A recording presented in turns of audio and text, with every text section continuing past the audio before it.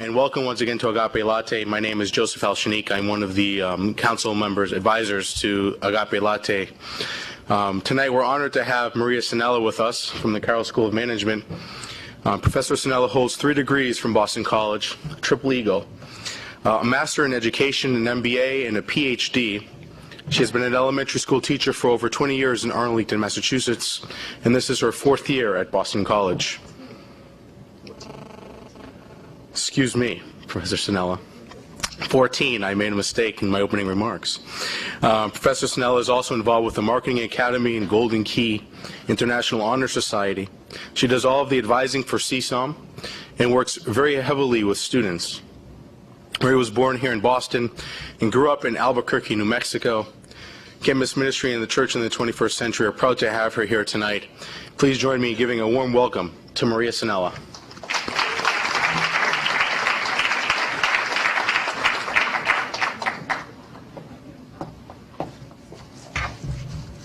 Got to be tall for this one. Thank you so much for having me this evening. I'm going to talk to you a little bit about marketing ethics, and it's what I teach. Actually, I teach it next semester. And if anyone has comments, please interrupt, raise your hand. We'll keep it as casual as possible. Let's talk first a little bit about marketing. The role of the marketing manager, of course, is very, very important, and they have to integrate all the activities of the firm. They select target markets, and I have some marketing students here. They could probably tell you about target markets. And that's basically the group of people who marketers are aiming to reach with a certain product. They formulate marketing strategies, meaning ways to reach these particular consumers. They develop marketing plans so they know what they're going to do and how they're going to do it.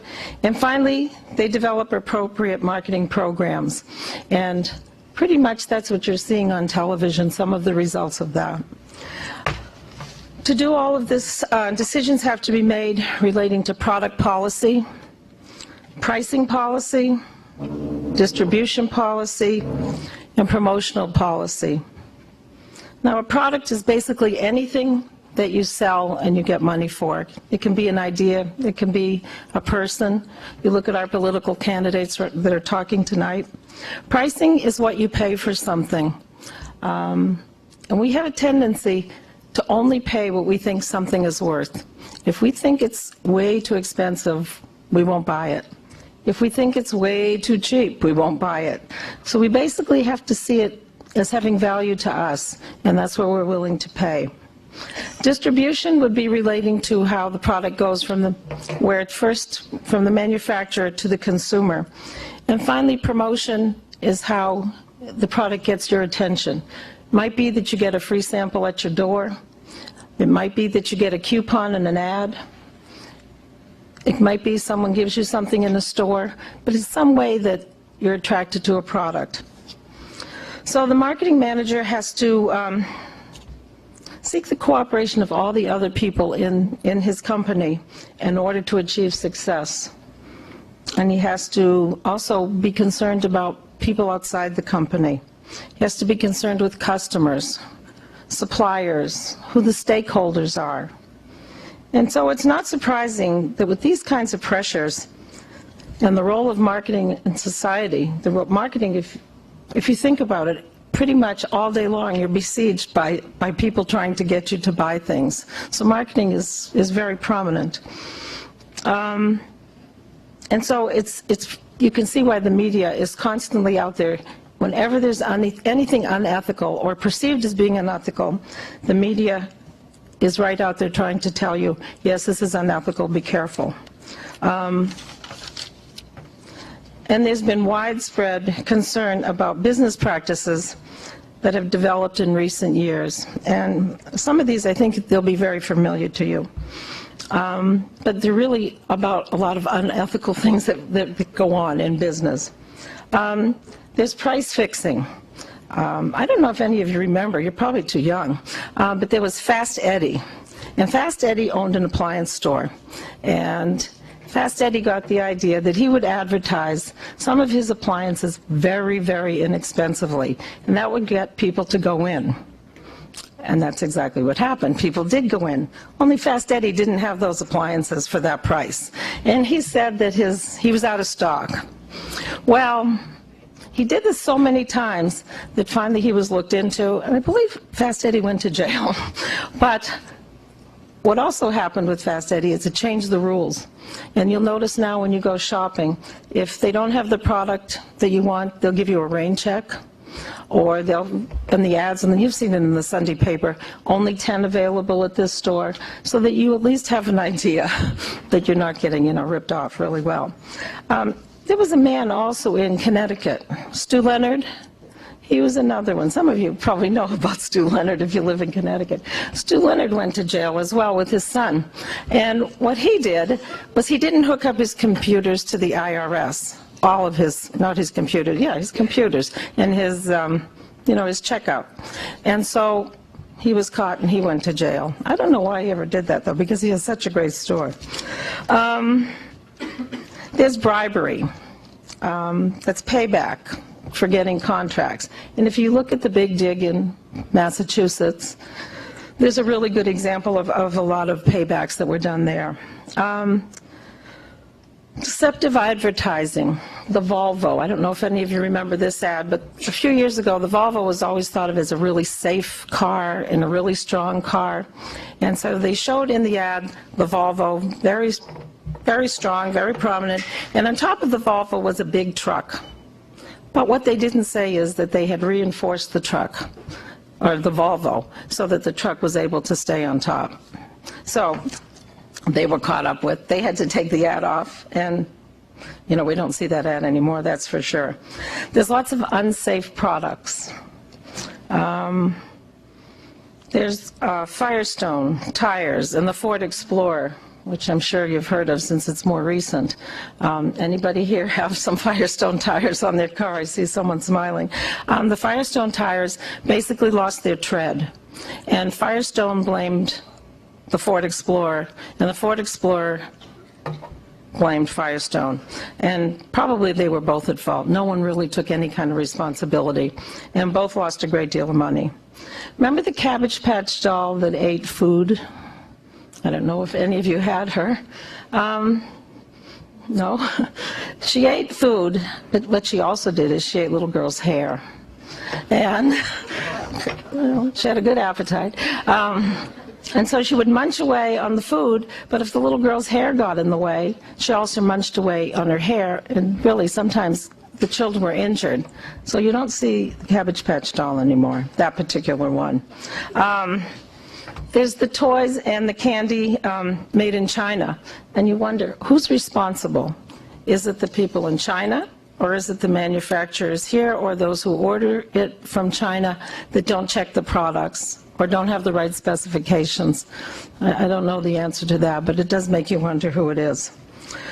John Quelch of Harvard made a really thought-provoking statement. You might want to think about it. Consider the alternative: marketing without ethics or unethical marketing. So, as I said, it's a little bit thought-provoking. There's a lot of people who feel there's no place in business for ethics, because they feel if you're doing business, anything goes, because if you don't do it, someone else is going to do it. And so many people, are concerned with this, that don't do business that way. What about doing business in South Africa with apartheid? Taking paybacks. Many as I said before, many have the view that if we don't do it, someone else will do it. I'd like to hope that after listening to me tonight, you consider the consequences of ignoring ethics or unethical conduct. Unethical behavior is quite likely to have repercussions on an organization in the long run and on its culture. And I'll tell you about a couple of companies that happened to. Employers and employees are concerned when unethical things are happening in their companies. And the types of employees that are attracted to these kind of companies makes you wonder. Many feel that good ethics is good business. And most big companies have codes of ethics, and you can look them up on the internet, and it'll tell you all of the things that they do and are willing to do and are willing not to do. The IRS, if you happen to be unfortunate enough to have them visit you, they won't even take a cup of coffee in your business establishment. They have such a strong code of ethics because they don't want anything to be misinterpreted. Usually, if those people in higher positions really adhere to the code of ethics, it filters down, and people in the rest of the company then adhere to that same code of ethics. Also, oftentimes, but not always, what's illegal is usually also unethical. But as I said, not always. Deceptive advertising is lying. And it's really in conflict with social values and our feeling of truthfulness. Many years ago, Nestle's, and they really never regained their prominence, they came out with a baby formula, and they sold the baby formula in third world countries. And their salespeople were dressed up as nurses. And they went to these women who had just had babies and who were nursing their babies, and they sold them the baby formula. But the women, number one, they couldn't read, and so they really didn't know that you had to use clean water, and that once you gave the baby formula all the time, they weren't able to nurse anymore. And so many, many babies died in these countries. And Nestle's gave every excuse, but never blamed the fact that they were, giving this, the formula to women who couldn't even read what was on the packages. Public opinion was against them, and they finally, after many, I think it was several years, came out and said, yes, they had done this, in the wrong way. But it was too late. People didn't like them for what they were doing. Perrier is another one. Perrier had chemical in their water, and so they had to take the water off the market. And so they came out and they said, gee, we took Perrier off because we don't want anyone else to get sick. But what they didn't tell people, well, they finally did, but it took a long time, was that the bubbles that came in Perrier water, how the water comes with bubbles, they were putting the bubbles in. It wasn't natural like they were advertising. And so that was what was causing the chemical to build up in the water. So they took their water off for about 6 months, and after 6 months, people started to use other kinds of water, and so they lost their business. Now, there are companies that do it right, and I'm sure you've heard this as well, but Tylenol, many years ago, somebody was tampering with it, and so several people died. Tylenol stepped up immediately. They had a news conference. They took every Tylenol caplet, they didn't have caplets then, every tablet off the shelves. You couldn't find Tylenol anywhere. And they really investigated it, and they found that they really hadn't done anything. They put the product back on the market, but when they did it, they made all the tamper-proof containers, and that's how we got tamper-proof containers. I don't know about you, but I always make sure I have a tamper-proof container when I buy pretty much anything. So they really were the ones who stood up and did it right. And because of it, they got more business. They had very high market share. Not all unethical behavior, as I said before, is illegal. Think about price gouging. It's not really illegal, but look at the video games at Christmas time. Pretty much they're pretty scarce, and the price goes up and up and up and up. And so in order to get that game, we're pretty much willing to pay whatever we have to get, because usually we're giving it as a gift to someone. The other thing, there's privacy issues. Selling lists for database marketing. I'm sure you get it on your computer like I do. This morning I turned on my computer. I must have had 20 companies on there that I've never heard of. I've never done any business with any of them, and they were all trying to sell me something. So, and I also, for a long time, was getting really horrible email until I called the technician at BC and said, please take this off. So I don't know where it all comes from, but it definitely does. They target disadvantaged consumers with some products, with unhealthful products. Uptown Cigarette came out on the market quite a long time ago, but not that long ago, in New York City, in the really poor sections of town. They had big billboards telling people this was a great cigarette. Finally, groups got together, citizens got together, and consumer groups, and they took the cigarette completely off the market, because what they were doing is selling an unhealthful cigarette to a poor group of people. There's some beer and wine that is out on the market right now. I can't remember the name of it, but it's sold just to winos at a fairly good price, with extremely high alcohol content. So it's really targeted to people who shouldn't be drinking it, and are, they sell it so that these people will drink more of it. So those are all things that aren't quite ethical. But, once again, they're not illegal.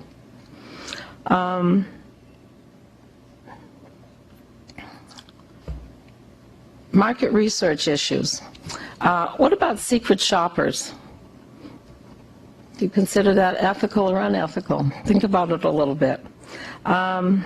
Breaches of confidentiality. I have had 2 credit cards since TJX had all that problem. Someone had used my credit card 2 different times, and so my credit card company gave me 2 more credit cards with different numbers. In the process of human development, though, individuals hopefully become moral beings. We learn about God, we learn to think, and hopefully that's where we learn about the conduct that we want to have throughout our lives. We don't innately know what's right and wrong when we're born, but by living in our families, with our parents, going to church, that's where we learn our values. And hopefully, that's how we carry on and live a decent and respectable life throughout our lives. And so marketing decisions really have very ethical dimensions in many ways. The manufacture of a food product that tells you that the product is cholesterol-free, if you think about that's really nice, because everyone's trying to have their cholesterol lower. But what he doesn't tell you that is his product is full of salt, or it's full of some other additive or something like that. But he doesn't mention that. But is he ethical or unethical? Because he is providing a product that doesn't have the cholesterol. Is it ethical? As I said before, I don't know. You have to kind of decide for yourself. What about a restaurant that continues to use, the plastic and when paper, we consider paper to be more environmentally friendly. But did you know that paper uses up 6 times as much wood as plastic? So we perceive it as being better, but is it really better? Well, it's probably up for all of you to think about and decide. Is it right for Victoria's Secret to have their ads with those slender models? And everybody wants to look like them. And it's not just Victoria's Secret. I have some ads for you. You'll see the ads. It's many places. Is it right for sneaker companies to have their sneakers made in third world countries for practically nothing, and yet we pay over $100 for them? Should drugs be advertised on television? I don't know about you, but I'd rather my doctor prescribed my drug or whatever medicine I had to take. But we see them on television every single day, and they tell you all the good things about it, and they also do tell you all the bad things that can happen to you if you take that drug. I just read in the paper this morning that drug companies spent $5.4 billion marketing drugs to us last year. And so now they're trying to figure out, is that too much? Since really, we can't go out and buy those drugs. And doesn't a doctor know better what to prescribe for your ailments? I would think so. Is it right for the gasoline companies to charge us what they're charging us right now, and they're making billions of dollars? I did pay $3.33 a gallon today, which I thought was a bargain, considering what we've been paying. There should be, and there must be, a climate for ethical behavior in companies. managers at all levels have to send signals that let all their employees know how important it is to have strong moral conduct. It's something that should be rewarded. It's often done by example, as I said before, and it should be rewarded. Ethical behavior should be rewarded, and it shouldn't be punished. Whistleblowers are constantly punished, shunned, fired from their jobs, have to fight and sue to get their jobs back. So there should be a corporate code of conduct for all corporations. It should be monitored, and then any breaches of conduct really need to be identified and punished or taken care of in some way so that this doesn't happen again. Performance appraisals really should recognize unethical behavior. Without whistleblowing, as I said, should be encouraged, not shunned. Job security would be another thing in supporting behavior that's ethical. What I'd like to do is show you some of the ads that different students have brought to me in class that are considered, there's a couple that are ethical, but really most of them aren't. And I have a couple that I brought myself that these are considered to be really nice ads. And I can pass them around. What's offensive about that one? This is a good one, Aquafina. In my opinion, it's Priya.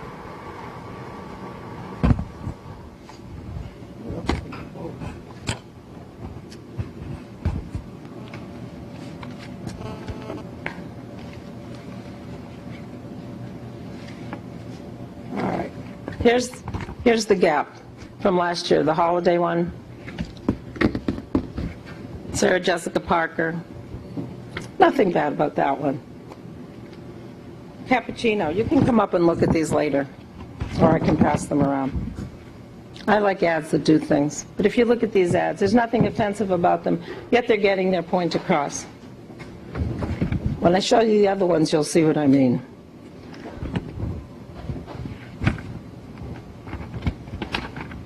This is Starbucks, and it's all about love.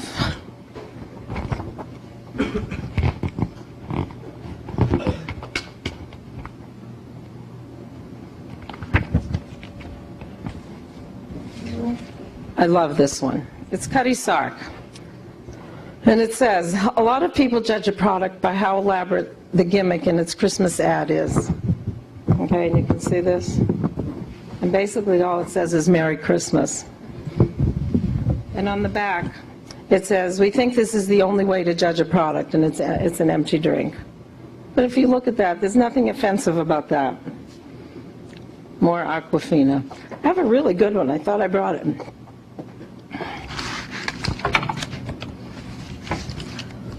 Okay, this is Smirnoff. It's a liquor ad. It's lambs or sheep, and there's a wolf in the middle. And so basically what he's, pure fantasy. So there's ways that the advertisements are really good. Okay, here's my all-time favorite.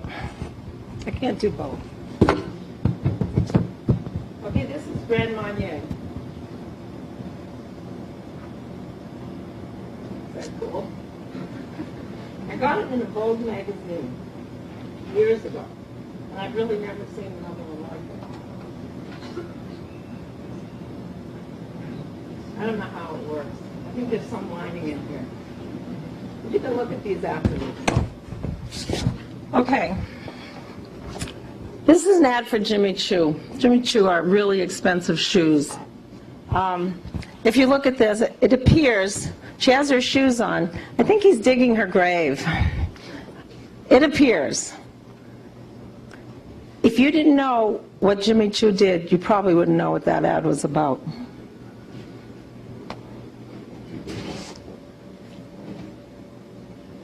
These are, go back to those. These are good ads. Absolute. I mean, these are liquor ads. You would expect them to be targeting kids, which many times they do, but not in these particular ads.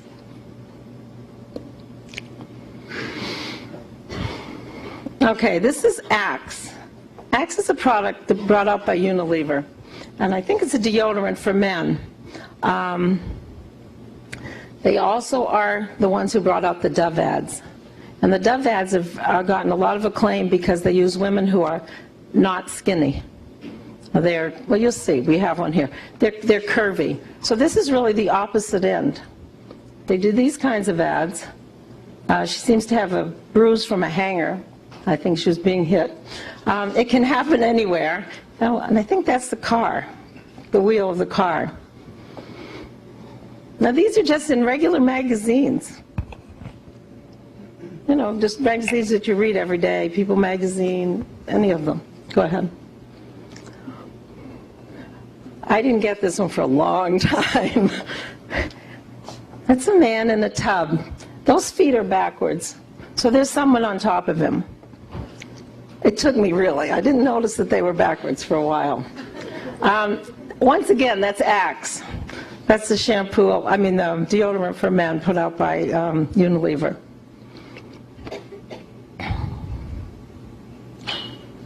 Diesel jeans. Same thing as Axe, if you think about it. Aren't there better ways? These were just, as I said, these were in just regular magazines that you probably all read.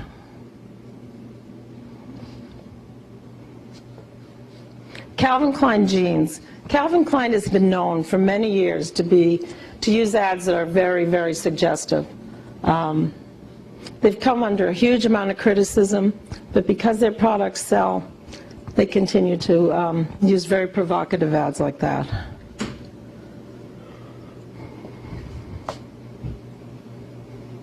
Dolce & Gabbana. I don't know what that's for. I have a hunch it's shoes. Is it? I think it is, or clothing.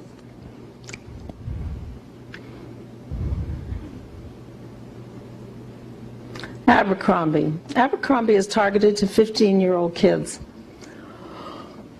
That's from their catalog. I could not believe it the first time I saw it. But they sell these catalogs, I think, for $5 or $10. I'm not sure which. And our kids get a hold of them. And do you see any clothes in there?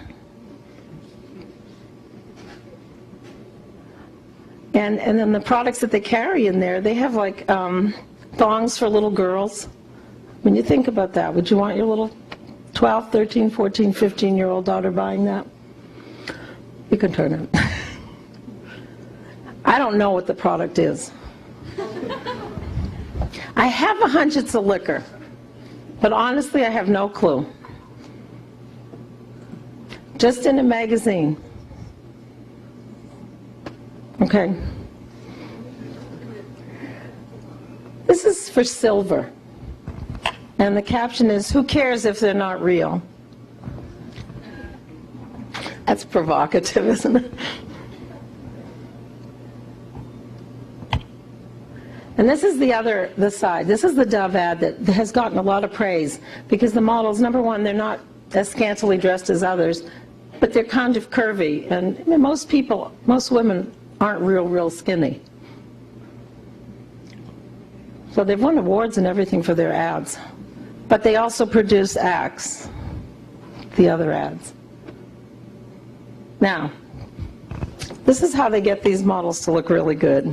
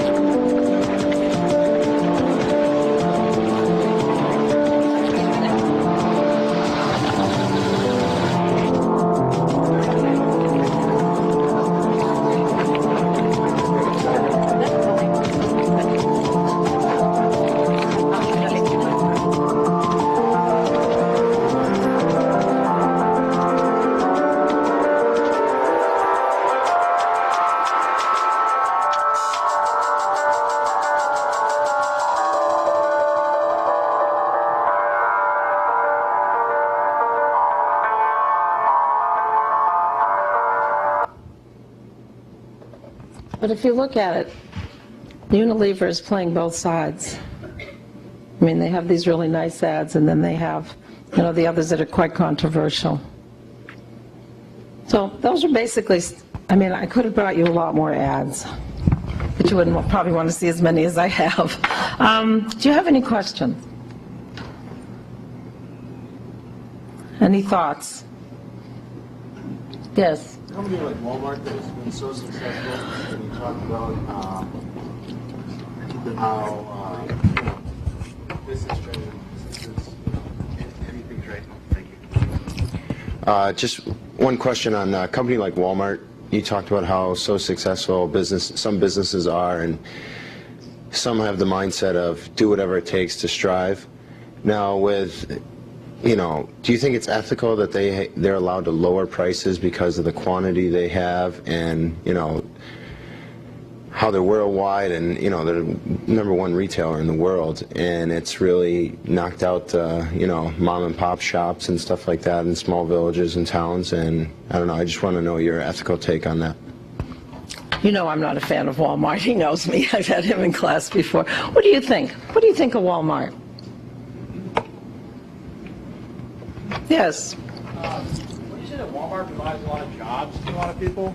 And I was just going to say, wouldn't you say that Walmart provides numerous jobs to different people in the community? And offers low prices to people who couldn't otherwise afford the products? It does, but it doesn't pay health insurance to most of its employees. Most employees there are part-time. It does provide a lot of products, puts many companies out of business. They also pick the price themselves, and if a company can't keep up with them and can't continue to offer those products at that low price, they find someone else. I think it was Rubbermaid that got into trouble with them because they wanted to keep selling the product lower and lower, and Rubbermaid finally couldn't do it. They couldn't go any lower. So they do provide jobs, there's no question about that, and they do provide inexpensive products, but they don't pay. They've been sued, I think, just this year, 84 times so far, partially because of their health insurance, partially because they don't pay people. They don't let women improve. You can see I love Walmart. That's a good question. Anyone else? Yes. This isn't about Walmart, but I'm wondering, in an increasingly secular or pluralistic society, what kind of basis would we have for appealing to or a greater emphasis on ethics in advertising and business in a way that would appeal universally to the entire culture? We have a culture made of people who do all sorts of different things. What kind of basis? Don't you think if we stop buying some of the products that are advertised the way they are, that might be the best way? I mean, if we stop buying, there wouldn't be a market for those products. And maybe the idea would get around that people don't buy things that are presented, in an unpleasant way. That's my thought. So we'd be looking at more of a individual kind of just doing what our principles dictate, as opposed to a movement or any kind of legislation that would. So you're just thinking acting more that way instead of a way that would kind of. Also, tell me, how many of you buy products at Abercrombie? Oh, they're, okay. If you stop buying them or complained enough, they finally took the catalog so that you have to buy the catalog now. They were giving it out. So they don't just hand it out as they used to. But they would make changes if enough people complained. So I think that would be the best way. There are lots of groups that get together, like PTA groups in communities, and they fight against certain things that are happening in their communities. But I think probably that's the best way. Just stop. But we don't. That's the thing, because we like the products. Sometimes I have a friend that has a little boy, and he wanted Abercrombie clothes, and she really didn't want to get them for him, so she basically just got one little shirt that says Abercrombie and Fitch. So at least he had one thing, because the other kids had them, and he didn't, and he felt that, kids always want to be like everybody else. So it's too bad it's that way, but that is how it is. Yes? Kind of on that subject, and do you know any first-hand companies that have changed their marketing model? Like, I know Abercrombie back in the day was almost like an LL Bean, and I know they changed it, and it's kind of, you know, now it's the scandalous like we shown. Have you seen any companies go the complete 180 of like, you know, risky ads at first, or came across, you know, not ethical? That Benetton. yeah. Benetton for many years did ads that were, they called them socially responsible. But they bothered a lot of people. One was, had a black man and a white man, you assumed it was a man, handcuffed together. And there were people who thought that the white man was leading the black man to jail. So there was a lot of controversy on that ad. They had a black mother nursing a white baby and vice versa. They had a nun and a priest holding hands. People complained so much and stopped buying their products that they now use advertisements for their clothes. There aren't many Benettons around anymore either. I don't know if you've noticed that. So that's the one I can think of the most. I don't know if any of you can think of any others.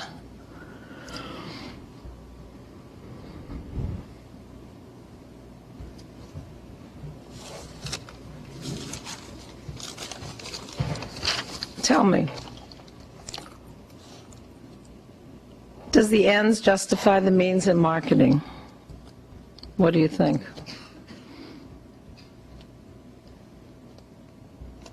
By advertising in this way, these companies make a great deal of money. They target, many times they're targeting our children. Does that justify them doing that because they make a lot of money? No thoughts here? Yes. You showed us a lot of suggestive ads, and I was just wondering, you also talked about companies having new codes of conduct, and I was wondering if you thought that there should be some regulations about advertising in those codes of conduct, even if the ads are obviously bringing the company lots of profit. So I think in particular ads marketed so that children can see them. I mean, you're of a different age. You can think probably a little better. But a small child seeing some of those ads, number one, they wouldn't understand some of them. But I don't think those ads should be targeted or be available for kids to look at. But did you know in Europe it's much more open? I'm sure lots of you have been to Europe, and there's billboards with nudity and every other thing on them, and nobody thinks anything of it there. But here, I think we do think more of it. Yes? And what about balancing that very valid concern with concerns about freedom of expression on the other side? I know. I was waiting for someone to say that. I know it's freedom of speech. But shouldn't it be that we don't also offend everyone else? It can be tempered somewhat. Look at who was that, Joe Camel? Kids recognize Joe Camel more than they recognize, I think it was some Disney character. And he was removed from the ads. That's pretty bad when Joe Camel is more popular than Mickey Mouse or whatever. Because he definitely is, you know, he is a symbol of smoking. Yes. How should faith be integrated into marketing decisions, like through companies? Yeah, it isn't, is it? It should be, and I think if the people on top have faith and they're respectful of other people,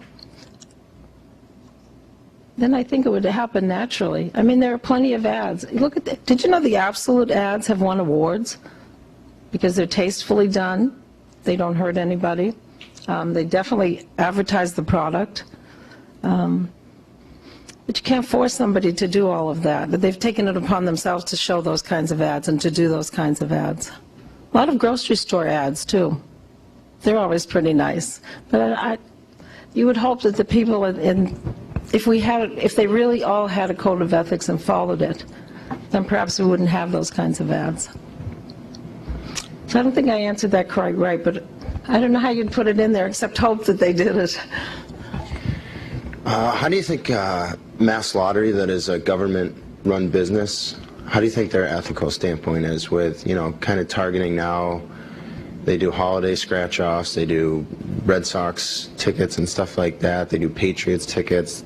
I know the World Series, when they won it in 2004, they're taking it to schools and stuff like that. That was sponsored by the Mass Lottery. And I know the lottery does a lot for towns and educations, but do you think it's ethical how they're kind of using these ins with sports teams and figures like that advertising?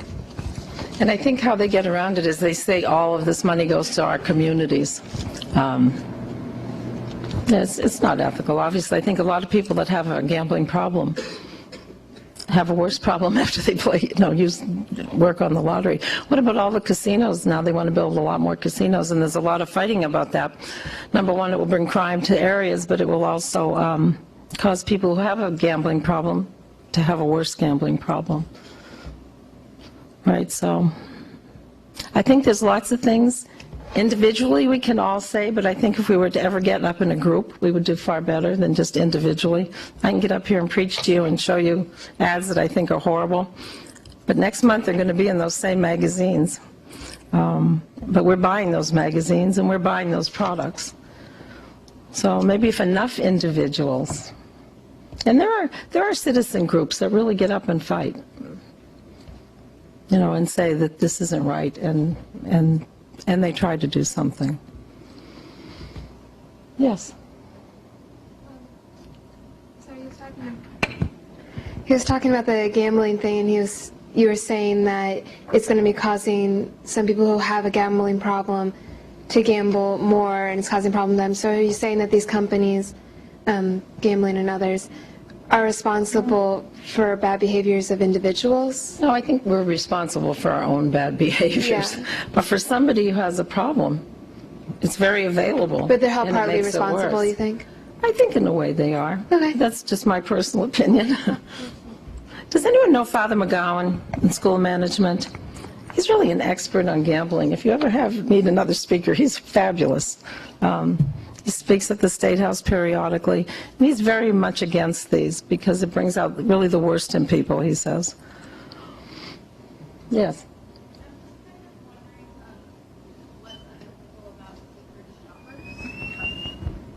Secret shoppers, they snoop without telling us.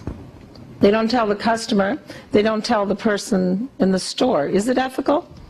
They're making sure that customers are treated right. But should people know, well, there's a secret shopper today?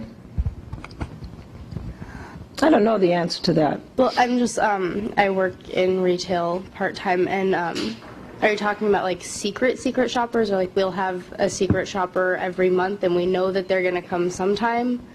Yeah, I think if you know it, it's a lot different than if you don't know it. Okay. That's just my opinion. But I know why the stores do it, because they want to make sure their customers are treated fairly and politely and all.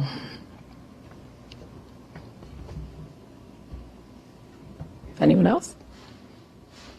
No more questions, Adam? Well, anyone else? No? I think we're done with questions for the night, huh? Okay, thank you very much.